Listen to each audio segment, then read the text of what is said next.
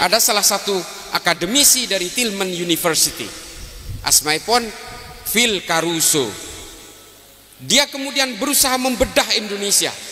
Mengapa Indonesia ini selalu menjadi sasaran ideologi transnasional?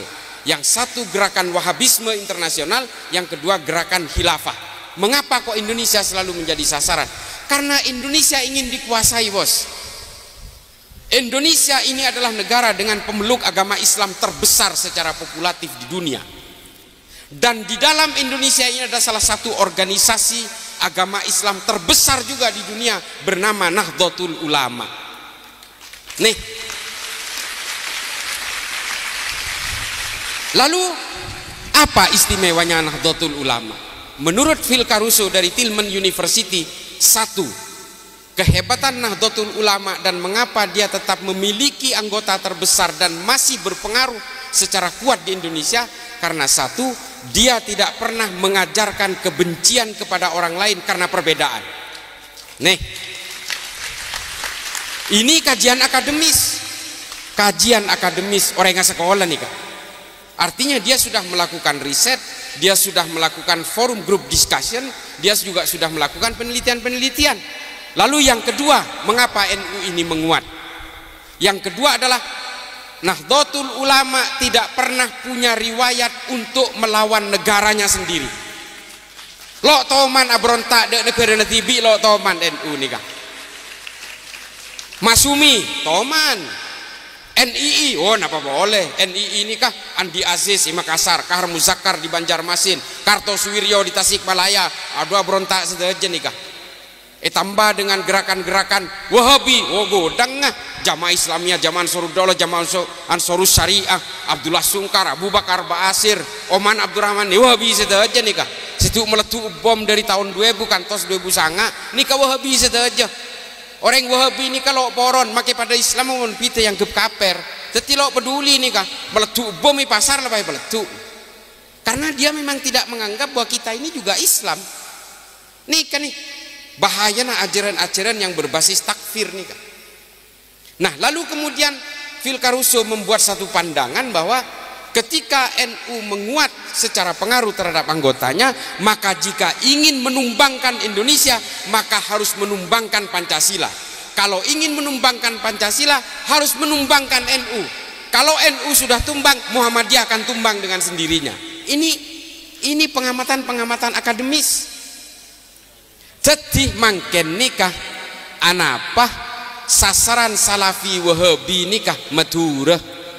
Pola nama Madura nikah manabi orang Madura tanya akin agama apa? NU.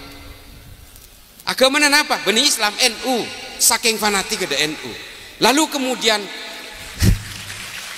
kemudian Madura ini menjadi sasaran utama. Densus melakukan penangkapan di Sumeneb kira-kira 3-4 bulan yang lalu. Nih kan nih orang Sumeneb. Wahabi bani NU makin orang Sumeneb. Dari situ kemudian mulai dipetakan bahwa gerakan-gerakan Salafi Wahabi ini kemudian betul-betul ingin menyasar Madura. Kelompok Jamaah Islamiyah juga ingin mendirikan mikro khilafah di Pulau Kangean. Mereka sudah punya aset kurang lebih 350 hektar untuk membangun negara sendiri di sana. Untungnya Densus 88, teman-teman dari Densus melakukan penangkapan lebih dini dan hingga hari ini sudah disita asetnya sebagian. Lalu apakah Densus menangkap ini karena mereka beragama Islam? Tidak. Orang-orang ini ditangkap karena mereka ingin melakukan teror dengan atas nama Islam. Beni polana Islam saya pakai Densus nikah beni. Napa Densus nikah? Seandainya Densus ingin menangkap orang Islam, jumlahnya belum tentu 2000 hari ini. Densus melakukan penangkapan dari tahun 2000 hingga tahun 2022 ini jumlahnya kurang lebih 2039.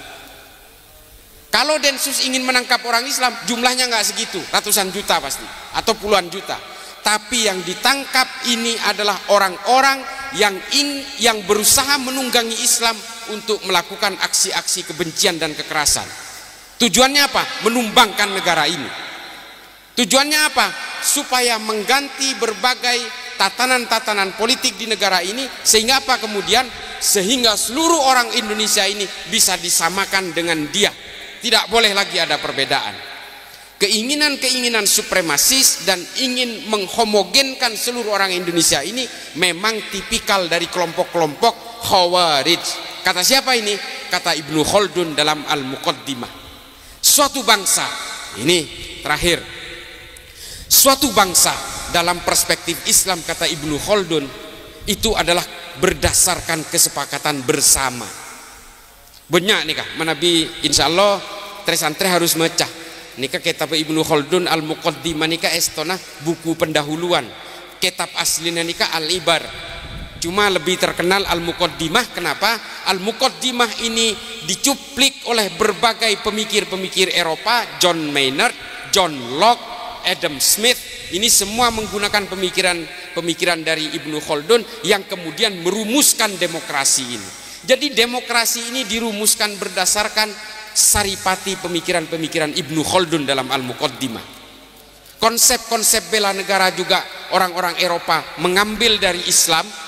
Salah satunya adalah salah seorang filsuf dari Jerman bernama Jürgen Habermas. Dia mengeluarkan teori Verfassung Patriotismus. Ini diambil dari pemikiran-pemikiran Abu Bakar Ahmad Ad-Dinawari dalam Al-Mujalasah wa Jawahirul Ilmi. Nih, bangga punten sampean Islam katinika. Harusnya bangga. Karena apa? Kemudian kita kehilangan kebanggaan-kebanggaan itu karena kita melupakan ilmu pengetahuan. Nih kan nih, beda kitab tepes selekor halaman saya nulis nih ke Odi Habib Ali Al-Jufri, Al-Insaniyah Qoblat Tadayyud, Humanity Before Religiosity. Nih ke kitab nih ke cek saya nah. Lo kira banget sampean. Padahal kitab nih kan nih teng-entengan nih kan. Ngajarin manusia supaya lo beci ke manusia lain nah. Polanya ada Bun Habib Ali Al-Jufri, manusia dengan segala perbedaan ini adalah sunnatullah. Allah menghendaki kita berinteraksi dan saling mengenal dalam perbedaan dalam suatu konsep yang bernama konsep lita'arofu. Silahkan kalian berinteraksi. Kalian ini saya buat berbeda-beda kata Allah. Karena supaya apa? Supaya kalian saling mengenal satu sama lain. Nih, baca kitab nikah, bah gratis, banyak PDF baca Arab, beda terjemahan Inggris, beda bahasa Indonesia. Nah segitu ada katanya. Kula macah Arab sareng bahasa Inggris ya. Bahasa Inggrisnya Humanity Before Religiosity. Bahasa Arab Al-Insaniyah Qoblat Tadayyun.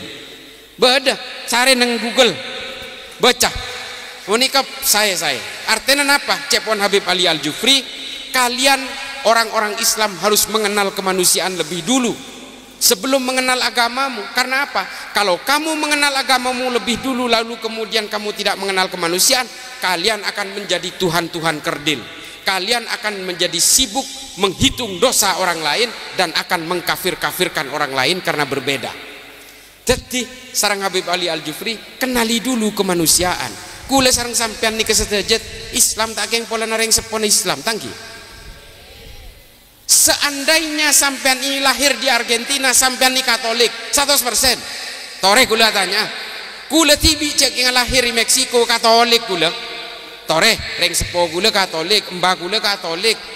Tore mulai hikana akan sareng orang Katolik, keluar cici apangki sareng gereja Katolik, sanegara Katolik saja. Masa Islam kula kecuali hidayah lain cerita, kecuali kula mu'allaf lain cerita. Kita berbicara antara takdir kelahiran dan keimanan manusia. Tore. Dan ketika keimanan itu berakar di dalam diri kita, nyaku gampang masuk Islam. Aduh lo gampang tretan. Akati sampean itale etan, nanga itale esoko ni capur ke tase. Kok bisa alangoy ka pengkir. Lo gampang soal keimanan itu. Cek paper ngaperaki orang niser. Tore, ini beda cerita. Nang tarikh At-Tabari. Tarikh At-Tabari Al-Umam wa Al-Muluk volume telok halaman 100 belum gelompak. Nih, deki tengku kita segaduan. Salah satu korban perang Uhud itu adalah Mukhairik, orang Yahudi. Beoning sampean? Lo oning. Mun lo ajar lo oning. Salah satu korban perang Uhud itu adalah Mukhairik, orang Yahudi. Kiai namanya. Dari Bani Ta'labah. Dari Fam Bani Koinuka. Nih tore kiai nareng Yahudi Madinah ngireng perang Uhud mati sekali. Gara-garanya apa? Melindungi Nabi dari panah-panah beracun dari orang-orang kafir. Lalu dia melindungi Nabi, semua panah beracun itu menancap di dadanya sehingga Mukhairik gugur.